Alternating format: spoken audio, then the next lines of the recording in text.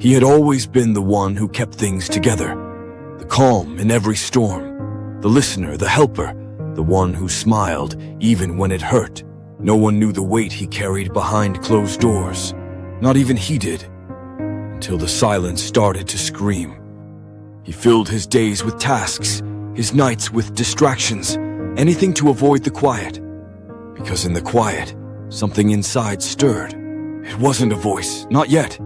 It was more like a pressure, a pulse, a knowing he didn't want to face. People praised his strength, but what they called strength was often his fear of falling apart in front of them. He became a master of invisibility, smiling on the outside, empty on the inside. It became his survival. But something began to shift. The mask that once protected him started to suffocate him. Moments of disconnection grew. He forgot things, felt lost in rooms full of people. His own voice felt foreign. He thought he was burned out, tired, maybe just getting older. But the truth was deeper. The truth was, he had never really met himself, only the version others needed him to be. It was in a moment of complete stillness, when everything else failed, that he heard it.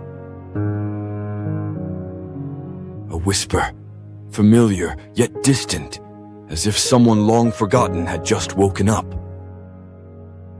It said nothing at first, it just existed, watching, waiting. It had always been there. He tried to ignore it, but the more he pushed it away, the louder it became. It didn't scream, it didn't beg, it simply stayed, gentle, unmoving, honest. And it terrified him, because it was the first thing that didn't ask him to pretend. Days passed. The world continued spinning, but inside him, something was unraveling. It was like a thread had been pulled, and with each memory, each silence, it loosened more. Until he stood there, no mask, no distraction, face to face with everything he had buried. And he realized the silence wasn't the enemy, it was the invitation. I didn't want to listen at first. I was afraid of what I'd hear if I stopped running. But the running exhausted me, and for once I had no strength left to resist. So I sat, in the dark, without music, without a screen, just me. And there it was, that quiet voice, the one I abandoned years ago. It told me things I didn't want to admit, that I missed myself, that I had betrayed myself. It wasn't cruel, it wasn't angry, it was compassionate, like it knew I was doing my best. I started to write, not for anyone else, just to make sense of the noise in my chest. Some pages were angry, some were hollow, but all of them were honest. And as I wrote, I began to remember things I forgot I loved. I remembered how I used to laugh, how I used to feel music, how I used to cry freely. Grief came next, for all the versions of me I silenced to survive. But I didn't drown in it. I let it wash over me, and strangely, it cleaned something inside. I began speaking aloud to no one, and somehow I felt heard. I looked in the mirror, not to fix myself, but to see myself. And for the first time, I didn't flinch.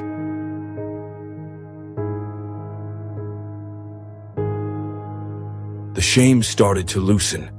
The anger softened. The tension in my body eased. I realized I wasn't broken. I was buried.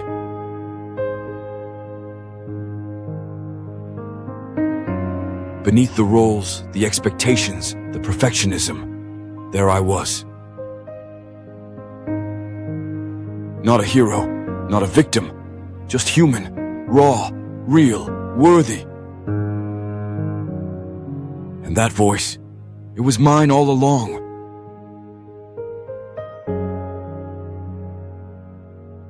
You know that voice too, the one that whispers when the world goes quiet. Maybe you've ignored it. Maybe you've called it weakness, but it's been waiting.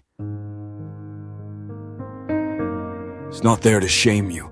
It's there to bring you home.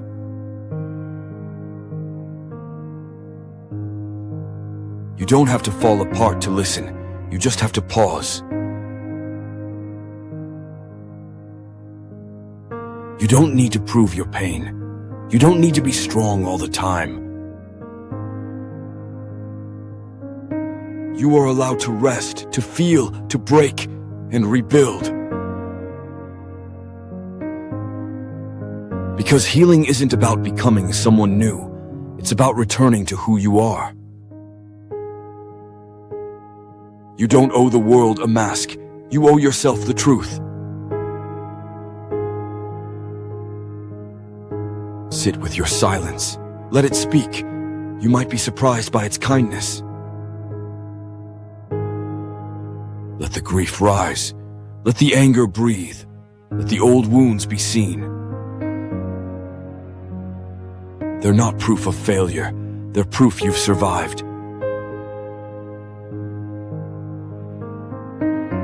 This is not the end. This is the unraveling that leads to becoming. You're not late. You're not lost. You're arriving. Your voice deserves to be heard, even if it trembles.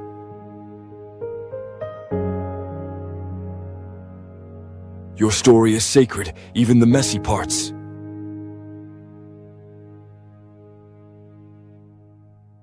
Don't run. Don't hide. Stay. Breathe. Listen.